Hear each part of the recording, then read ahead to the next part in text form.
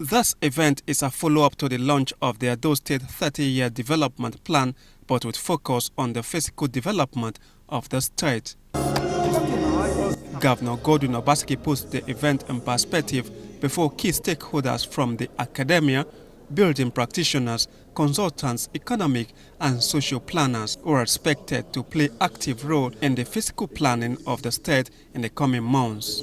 What I expect this afternoon is that you, the experts, would help us look at the overview of what we're trying to do.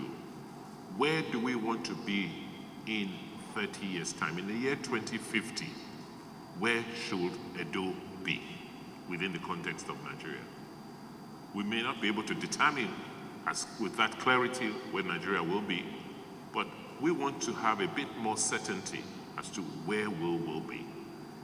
What the child who is who is born this year, who with 30 years in 2050 or 29 years in 2050, what type of schools would that child go to? What type of healthcare facilities would that child be exposed to? And that paves the way for presentations from consultants and project managers on the processes and stages for the achievements of a sustainable physical development master plan for Benin City and other parts of the state. That's a 30-year plan.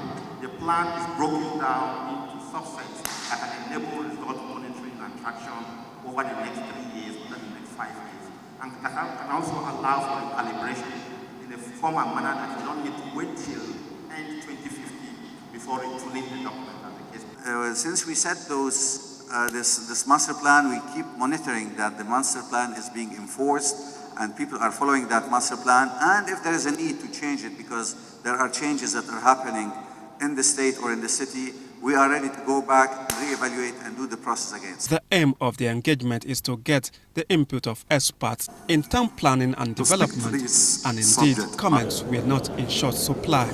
I know that in the normal template of planning is not something that is usually there. So I think we need to look very deeply at the human capacity side. Because do it in such a way that it can be replicated elsewhere in the other towns and villages. Because when we teach the plan of Benin, we find it difficult to see where else it is replicated.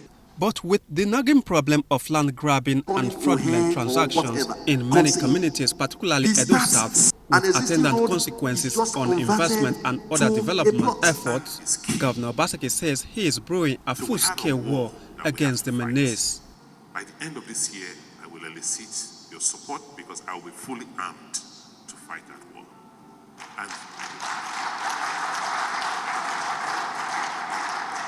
And that is the war on managing our land resources, on managing a land and dealing squarely and once and for all with land grabbers that have now emerged. We will be really, really ruthless. It's going to be a war. I don't have, any doubt, because I have gone around communities and I see what is happening. It has to be a full-scale war. Somebody has to win. The workshop is expected to be followed by a series of engagements in the coming weeks and months, as Governor Obaseki assures that his administration is ready to leave a sustainable development plan strategy that will keep Edo self-sustaining by 2050. Henry Swanlele, ABS TV News.